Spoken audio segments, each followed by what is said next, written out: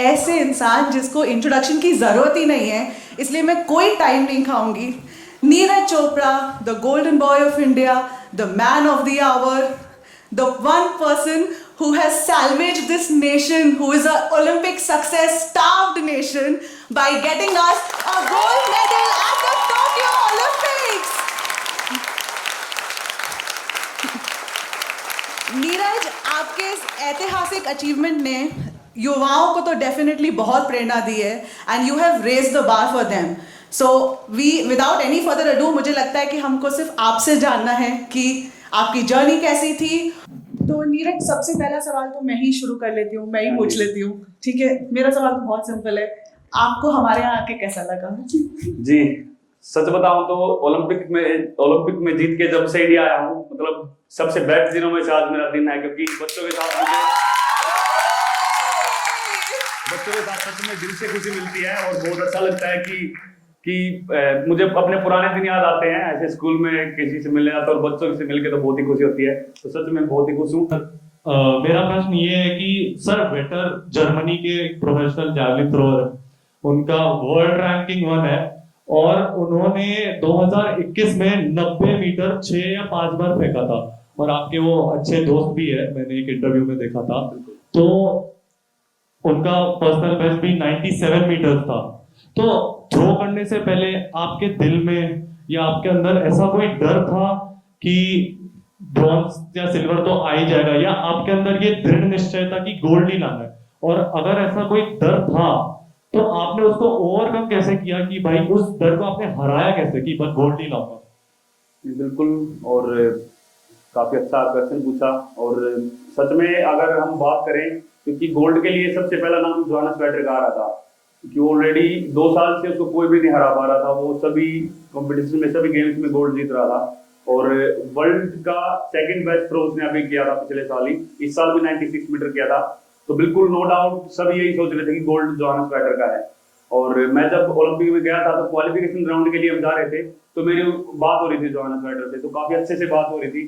पर मेरे मन में बिल्कुल भी ऐसा डर नहीं था कि ये बहुत ही अच्छा एथलीट है, इतना तगड़ा एथलीट है और इसका ही गोल्ड आएगा। क्योंकि मैं एक ही चीज पे बिलीव करता हूँ, जो दिन होता है स्पोर्ट्स का, खासकर जो दिन होता है, उसी दिन आपका रिजल्ट पता लगता है। तो आपने जो भी तैयारी की है वो तो एक अलग चीज है, चाहे कितनी अच्छी हो, लेकिन आप उस दिन ओलंपिक जैसे स्टेज में आप उस दिन अपनी बेस्ट परफॉर्मेंस दिखा पाते हैं कि नहीं, आप मेंटली कितने स्ट्रोंग हो उस टाइम पे, या आपके लिए जो उस दिन की कंडीशन है, वेदर है या जो कुछ भी है, आपके लिए वो परफेक्ट होना चाहिए आपकी बॉडी के हिसाब से। तो स्पोर्ट्स में बहुत सारी चीजें मैटर करती है। तो मैंने बस अपनी परफॉर्मेंस के ऊपर फोकस किया। मन में एक बार भी ऐसा डर नहीं आया कि ये एथलीट है मेरे साथ, इनके साथ मुझे कम्पीट करना है तो कैसा रहेगा। तो इसलिए शायद कहीं ना कहीं मैं काफी रिलैक्स था, आपने देखा भी होगा, और मैं अपना बेस्ट परफॉर्मेंस दे पाया और मैं काफी भाग्यशाली हूं कि मैं इंडिया के लिए गोल्ड ले पाया। सर आपने जब थ्रो करके हाथ ऊपर किए थे ना, तो हम सब खुश हो गए थे कि गोल्ड अपना ही है इस बार।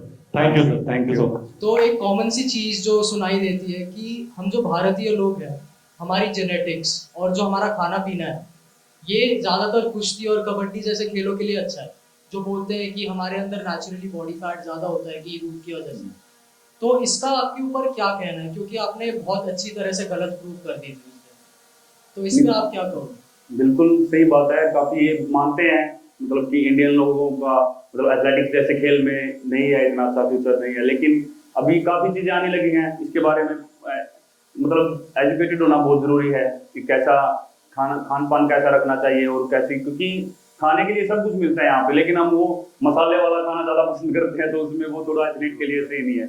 लेकिन मैं सही बताऊं तो काफी अभी धीरे धीरे करके इम्प्रूवमेंट हो रही है अपने इंडियन स्पोर्ट्स में। और एथलेटिक्स में तो अगर मैं बात करूं, अभी गोल्ड तो जीता ही है, उसके साथ साथ अगर आप वर्ल्ड जूनियर की परफॉर्मेंस देखोगे तो फर्स्ट टाइम ऐसा हुआ है कि इतने मेडल लेके आए हैं, इतने एथलीट ने इतना अच्छा परफॉर्म किया है। तो अभी वो चीज धीरे धीरे बदल रही है और हम आगे बढ़ रहे हैं। तो ये तो बिल्कुल मन से निकाल देना चाहिए कि हम नहीं कर सकते, हम वर्ल्ड लेवल पे बहुत अच्छा कर सकते हैं। जब से आप जीते हो, हमारे यहाँ पे लोकल लेवल पे भी हमें बहुत ज़्यादा सपोर्ट मिल रहा है, तो हर चीज़ के लिए बहुत बहुत शुक्रिया। Oh thank you. मुझे बहुत ही खुशी है कि अगर मेडल से इतना बदलाव आ रहा है, तो सबसे ज्यादा मेडल से भी ज्यादा खुशी मुझे इस चीज की होगी, सही बताऊं तो। एक सबसे पहली चीज जो मेरे दिमाग के अंदर आती है, जो आप जैसे एथलीट्स और जैसे मेरे यहाँ भाई हैं, आपके हिसाब से स्पोर्ट्स में करियर के लिए डिसिप्लिन और सैक्रिफाइस की इंपॉर्टेंस क्या है? आपको क्या लगता है उसकी क्या महत्वता है उसके अंदर? देखो, सेक्रीफाइस हम क्या बोल सकते हैं कि घर से दूर दूर रहना पड़ता है सबसे पहली बात तो, क्योंकि अपने यहाँ पे जगह जगह वैसी फैसिलिटीज नहीं है। अभी मैं अगर गांव की बात करूं तो मेरे गांव के आसपास कोई भी स्टेडियम नहीं था, तो इसलिए मुझे घर छोड़ के जाना पड़ा। तो सबसे बड़ा तो ये सेक्रीफाइस है कि छोटी सी एज में अपने घर परिवार को छोड़ना। और दूसरी बात, वो तो आप स्टूडेंट होके भी अगर कहीं बाहर पढ़ने जाते हो तो ये तो करने पड़ते हैं, तो वो सेक्रीफाइस नहीं हो अपने कैरियर को बनाने के लिए, आपका जो सपना उसको पूरा करने के लिए करने पड़ेंगे। और बाकी आपने क्या दूसरी बात क्या हुआ? डिसिप्लिन तो वो किसी भी चीज में, अभी आप इतने अच्छे से डिसिप्लिन में हो, स्टूडेंट भी बहुत अच्छे डिसिप्लिन में रहते हैं, एथलीट को भी रहना पड़ता है। और सबसे बड़ी बात करूं अपनी आर्मी, इंडियन आर्मी, हमको उससे सीखना चाहिए डिसिप्लिन। तो ये डिसिप्लिन बहुत जरूरी है हमारे लिए। हम सबको आई थिंक यही लगता है कि कोई भी छोटा सा भी आप रोल कर रहे हो, इवेंचुअली वो बहुत बड़ी चीज़ बन जाती है। आज आप इतने बड़े हैं, हम सबके लिए एक इंस्पिरेशन है, तो एक छोटा सा रोल अगर हम लोग का भी बन जाएगा तो हमें तो बहुत ही अच्छा लगेगा। नहीं, बहुत ही आपका रोल ये रहेगा कि आप अपने अपने फील्ड में आप करके दिखाएं कुछ, और मुझे बहुत खुशी होगी इससे। जी, आप आपके मेंटर्स के साथ जब प्रैक्टिस करते हो, जब फील्ड में हो, तो हमेशा अपने दिमाग में एक बात रहता है कि हाँ, हमें आज बेस्ट परफॉर्म कर, कॉम्पिटिशन्स में बेस्ट परफॉर्म करें। जब हमारे कोचेज हमें पुश करते हैं कि नहीं और करो और करो, कभी आपके दिमाग में ऐसा आया है कि यार बस अभी छोड़ना है और नहीं कर पा रहा मैं, या ऐसा कि यार इतना कराएंगे बस हो गया? कभी वो नेगेटिव सा थॉट आता है? अगर आप उससे कैसे कोप अप करते हैं? नहीं, वो डिपेंड करता है कैसा, कि हम थकान की वजह से वो बोल रहे हैं, हमको ऐसा लग रहा है कि हमें कुछ इंजरी है, या हम जब बोल रहे हैं कि नहीं हमें और नहीं करना है, तो उनमें फर्क है।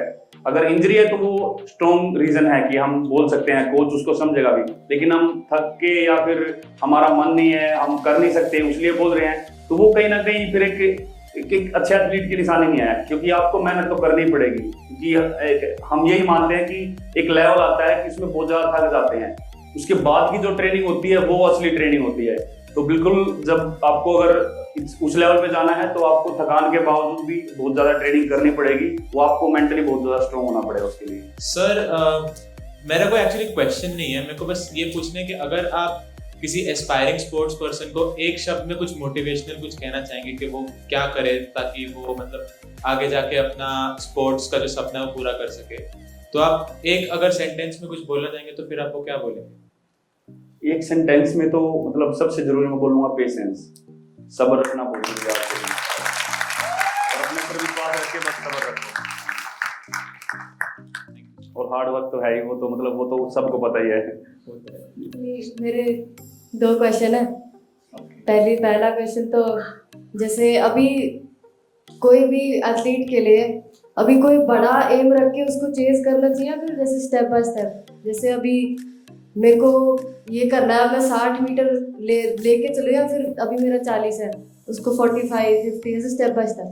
सबसे पहली बात तो बहुत अच्छा लगा सृष्टि से मिलके, पहली बार मैं मिला हूँ और अभी आज देखा है 40 मीटर बहुत अच्छा है सृष्टि का। और मैं सच बताऊं तो मैं अपने एक्सपीरियंस से बताता हूँ, सभी की सोच अलग होगी कि वो कोई 90 मीटर का ले सकता है, या कोई लड़की है वो 60-70 मीटर का टारगेट ले सकती है। लेकिन मैं बताना चाहता हूँ कि स्टेप बाय स्टेप जो मैंने किया है, मैंने हमेशा स्टेप बाय स्टेप ही मैं चला हूँ, और उसमें थोड़ा थोड़ा इम्प्रूवमेंट, हम अपनी स्ट्रेंथ में इम्प्रूवमेंट लेके आ सकते हैं या फिटनेस में इम्प्रूवमेंट लेके आ सकते हैं। लेकिन अगर हम सीधा ऊपर का सोचेंगे तो फिर हम और कुछ ज्यादा करने की कोशिश करेंगे, चाहे उसमें लिफ्टिंग है या ट्रेनिंग है, और वो कहीं ना कहीं वो उधर हमें पहुंचने में इतना हेल्प नहीं करेगा, और नुकसान ज्यादा है उसका। क्या पता हमको इंजरी हो जाए इतनी ज्यादा ट्रेनिंग करने में एकदम। तो एज के साथ साथ वो धीरे धीरे बढ़ता रहता है, तो स्टेप बाय स्टेप बहुत अच्छा है। और थोड़ा टाइम, वही जो मैंने बोला, पेशेंस रखना बहुत जरूरी है। तो धीरे धीरे करके आपको टाइम लगेगा, लेकिन आप उस लेवल पे पहुंच जाओगे। और एक और क्वेश्चन, तो पहली बात तो मैंने आपको देखते ही जावलिन हाथ में ले लिया था जिस दिन मेरा उस दिन ही। तो सेकंड क्वेश्चन ये, जैसे ऐसे एक मिथ है, जो थ्रोअर्स होते हैं, जो एथलेटिक में थ्रोअर्स होते हैं, ऐसे माना जाता है कि वो तगड़े से ठाडे से होते हैं, पर फिर आप एक और ऐसे मानते हैं ना कि वो फ्लेक्सिबल नहीं होते, मोबिलिटी नहीं होती उनमें, क्विकनेस नहीं होती।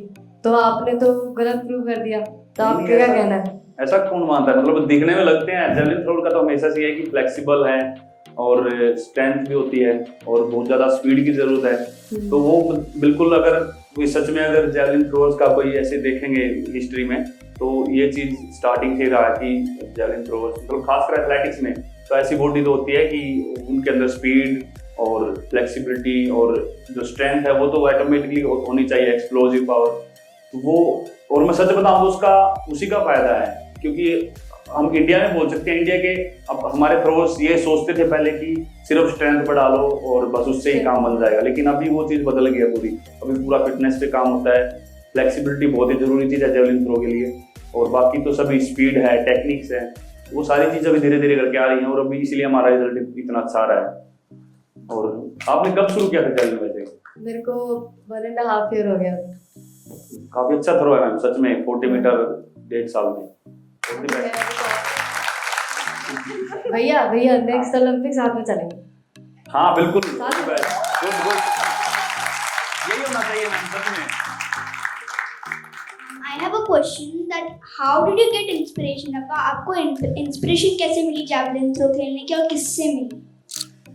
इंस्पिरेशन अगर मैं सच बताऊं तो मैंने कई बार बोला भी है, लेकिन जब मैं स्टेडियम में गया तो मैं किसी भी स्पोर्ट्स के लिए नहीं गया था, मैं बस फिटनेस के लिए गया था।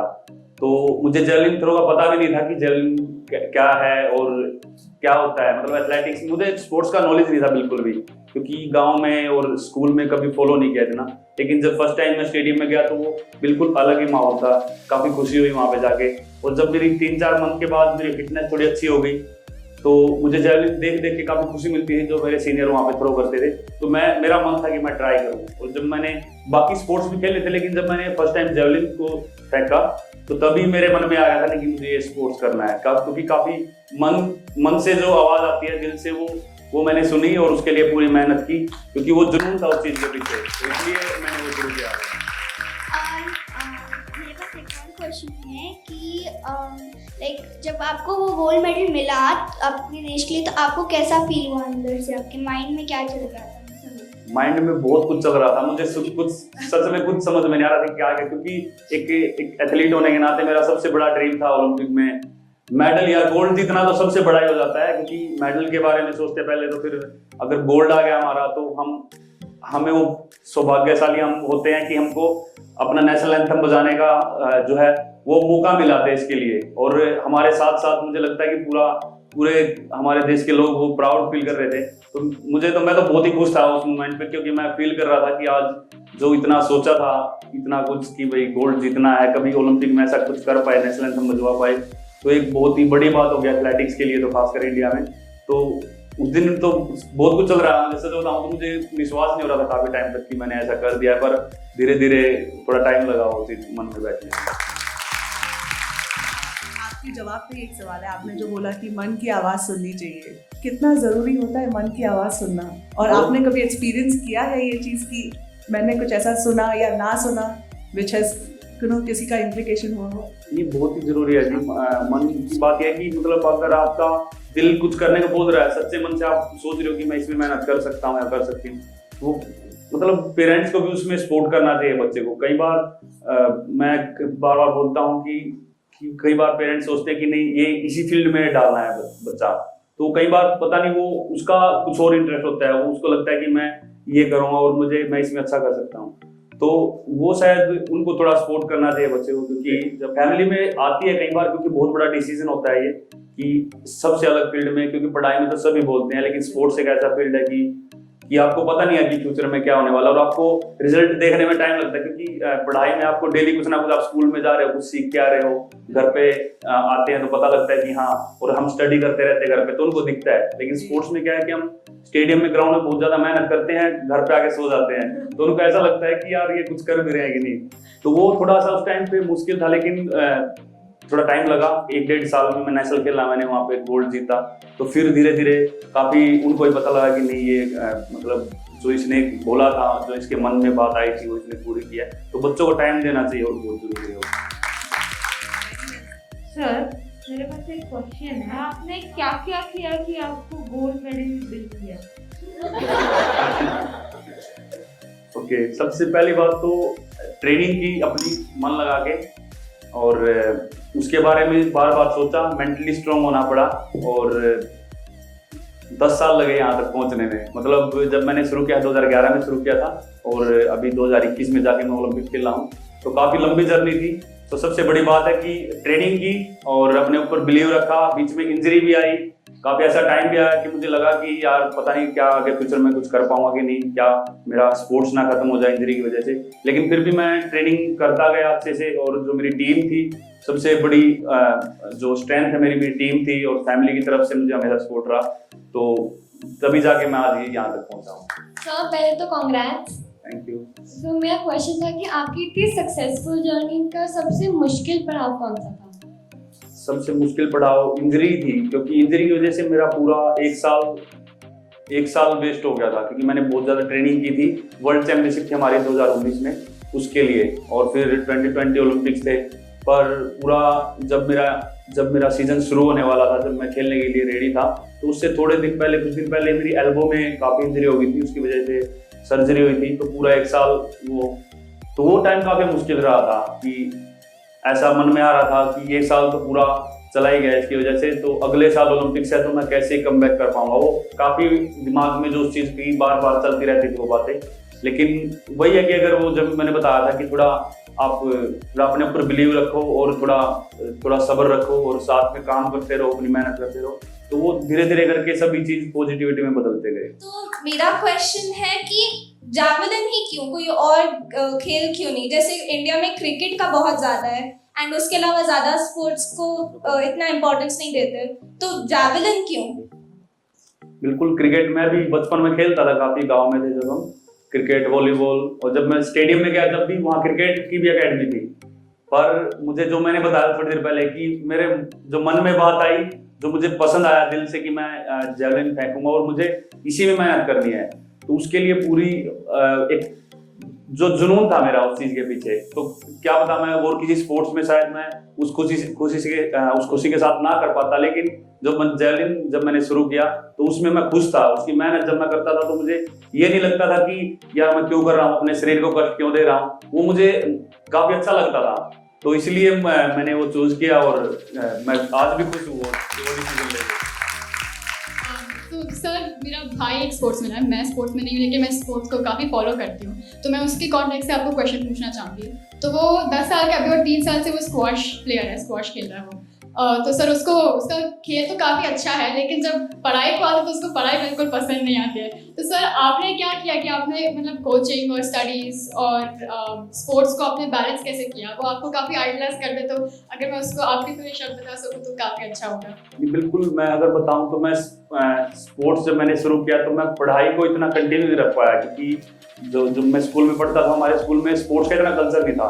तो आप बिल्कुल लकी हो कि आपके स्कूल में इतना अच्छा स्पोर्ट्स का कल्चर है। लेकिन मैं मानता हूँ कि मुझे उस टाइम पे पढ़ना चाहिए था काफ़ी, मतलब बहुत ज़रूरी है स्टडी साथ साथ बैलेंस करना, और उसका सबसे बड़ा रोल स्कूल के हाथ में होता है। स्कूल को दोनों चीज़ मेंटेन करके रखना चाहिए, और वो चीज़ अभी बहुत ज़्यादा अच्छे से आ रही है इंडिया में, और वही चीज़ सबसे ज़्यादा ज़रूरी है। तो मैं उसको यही बोलना चाहूँगा कि साथ साथ भाई पढ़ाई कर ले, ज़रूरी है वो, और खेल के साथ साथ दोनों चीज़ बैलेंस करना आना चाहिए। और ऐसा नहीं है कि भाई एक ही चीज़ कर सकते हैं हम, वो सिर्फ अपने माइंड के ऊपर है। बहुत अच्छे ऐसे एथलीट हैं जो दोनों चीज़ों को बैलेंस करके चल रहे हैं। तो ऐसा टाइम भी आएगा कि आप अभी तो, क्योंकि उसकी काफ़ी कम एज है, ऐसा टाइम आएगा कि वो एक बार अपनी पढ़ाई पूरी करके फिर बाद में अपना पूरा टाइम स्पोर्ट्स को दे सकता है, लेकिन अभी के लिए उसको पढ़ाई बहुत ज़रूरी है। मेरा क्वेश्चन ये है कि सर जब आपको मेडल मिला था उसके बाद आपने क्या किया? क्या पहली चीज़ क्या थी जब आपके हाथ में मेडल था? पहली चीज़ आपके दिमाग में क्या आई कि मुझे ये करना है? पहली चीज़ तो इतना टाइम नहीं मिला, क्योंकि सभी आसपास, क्योंकि मेरे कोच भी थे और साथ में फिजियो, और पर मेडल मिलने के बाद सबसे पहली चीज़, एक चीज़ का वेट रहता है, नेशनल एंथम सुनने का, क्योंकि मेडल पहले पहना देते हैं, उसके बाद नेशनल एंथम बजता है, तो उसके लिए मैं वेट कर रहा था। पर इसके आने के बाद तो सच बताऊं तो कुछ इतना मौका मिला ही नहीं। सारे जूम मीटिंग पे जितनी भी हमारे जो इंडिया में मीडिया के लोग थे सभी से बात की फिर मैंने, तो वो भी बहुत ज़रूरी होता है, क्योंकि उनकी बदौलत ही सभी के पास न्यूज़ आती हैं। तो उस दिन के बाद से काफ़ी मतलब ये चीज़ की, और सबसे बड़ा सपना होता है कि क्योंकि फैमिली से इतना दूर रहते हैं तो कुछ टाइम फैमिली के साथ अच्छे से बिता सके। तो मेरे मन में वही था कि एक बार सब कुछ यहाँ से करके फिर फैमिली के साथ रुकना है, अच्छे से वहाँ पे घर का खाना खाना है, और वही था सबसे ज़्यादा मन। हमारे ये सारे बच्चे जो यहाँ हैं उनके लिए कुछ लाइनें बोल दीजिए, कुछ शब्द बोल दीजिए that they will take back, अपने पास अपने साथ रखेंगे हमेशा और उससे प्रेरित होंगे। बस मैं यही बोलना चाहूँगा कि जो थोड़ी देर पहले बोला कि आपका जिस भी चीज़ में, जिस भी फील्ड में आपका पैशन है उसके लिए आप मेहनत करें, और आशा करता हूँ कि आप अपने अपने फील्ड में उसमें खुशी मिलनी बहुत ज़रूरी है। ऐसा नहीं कि आपको चीज़ पसंद है लेकिन वो मेहनत कर रहे हो उसमें खुश नहीं हो, खुश होना बहुत ज़रूरी है उसके साथ साथ। और मैं आशा करता हूँ कि आप अपने अपने फील्ड में सक्सेसफुल होगे, और फिर से मैं पुनः आऊँगा और आप सभी से मिलूँगा।